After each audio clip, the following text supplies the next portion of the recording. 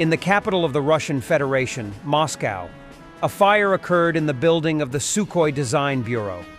The roof collapsed due to intense flames, according to Russian media and the Telegram channel of the Russian Ministry of Emergency Situations. Initially, the Russian ministry reported that the fire area was 400 square meters, then stated that the fire was contained. However, later, Ministry of Emergency officials said that according to updated information, the fire affected 800 square meters. It is noteworthy that the Russian Ministry of Emergency Situations does not mention the fire specifically at the Sukhoi Design Bureau, but reports that an unused building is burning in the northwest of Moscow. However, photos released by the ministry and videos from Russian media and Telegram channels clearly show that the building on fire belongs to this particular enterprise, which is considered one of the leading enterprises in the aggressor country in the field of aviation technology. In the northwest of Moscow, the Sukhoi Design Bureau is on fire. The wind blows all the smoke towards Botkin Hospital, writes Moskvak. Additionally, this bureau is part of the aviation holding company JSC Company Sukhoi. According to a statement by the Russian Emergencies Ministry, the fire is being fought by more than 70 firefighters, with 25 units of equipment involved on site. Earlier in May, a building of the district administration in Sokolina Hora was on fire in Moscow. At that time, the Russian Emergencies Ministry, MNSRF, stated that the fire occurred in a commercial office building. In mid-April, a fire broke out in Moscow on the territory of the Avant-Garde plant. It is part of the joint stock company Concern Air and Space Defense Almaz-Antey. Strikes on the temporarily occupied Crimea, Z-bloggers continue to escalate the situation. The special operation is going according to plan: attacks on Crimea. It is no longer news that the enemy is conducting active reconnaissance using Western aircraft and AWACS UAVs, and also takes pictures from satellites. The presence of the MQ Reaper, RQ-4B Global Hawk UAVs, and now the E-3F aircraft in the skies over the Black Sea marks new attacks on the peninsula. The discovered positions of our air defenses become the enemy's primary target.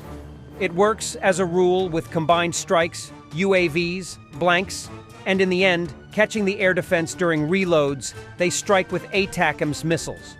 Reducing the level of protection of Crimea is the enemy's #1 task. After the sky is weakly defended, the enemy will also attack the bridge. The bridge will be another micro-victory for the enemy in this war.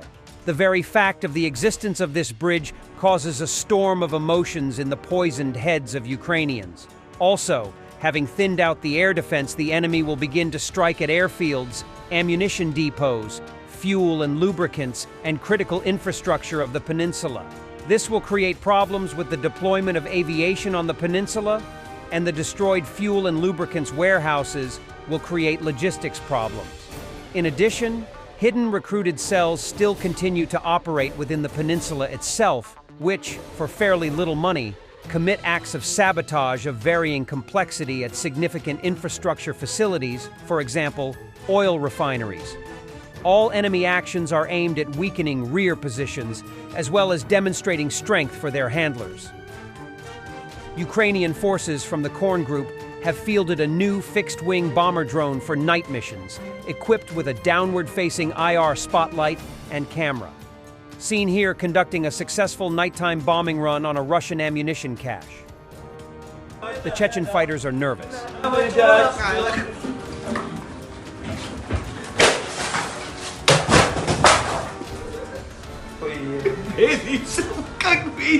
Detonation of the Russian BMP-2 anti-tank mine.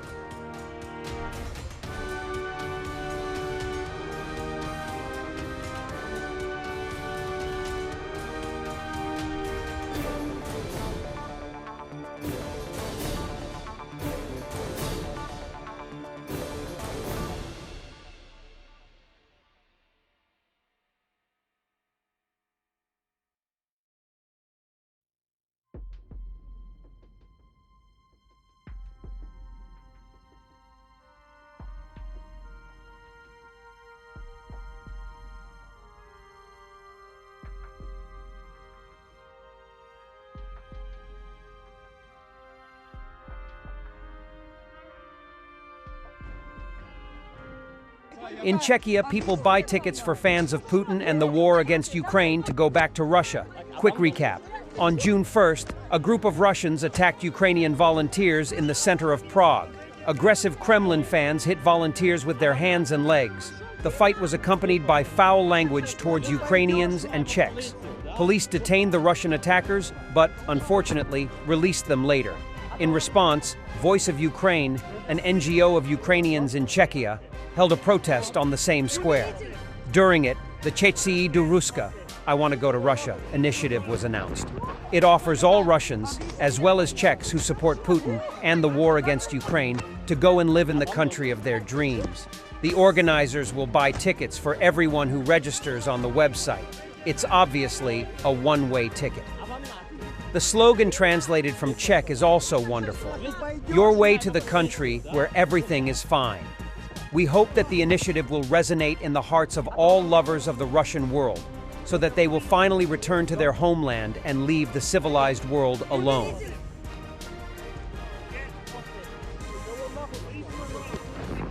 Great news! Military support for Ukraine will become mandatory for all NATO members and will be centrally coordinated by the NATO command, to be finalized at the NATO summit in Washington next month. Hungary exempt because dictator Orban is a Kremlin puppet. A leading role in the coordination of security assistance and training, and also hopefully also before the summit agree a financial pledge. One of the things we are now looking into is, for instance, what is taking place under something called SAGU, the Security Assistance Group for Ukraine, which is mainly based in Wiesbaden, which is actually a quite big organization helping to put together capability packages, different types of weapons, of ammunition, with the associated spare parts, maintenance, sustainment, and also coordinate a lot of the training. This is now led by General Cavoli in his capacity as the US commander in Europe. Thanks for watching, and don't forget to subscribe. Also, if you want to support Warthog Defense, please become our member and get early access to new videos, exclusive members-only videos, and become administrator in comment section. The membership link is in the description. Rescues every day. We had a guy last week at 6 rescues in 6 days. You know, he's doing the job every day.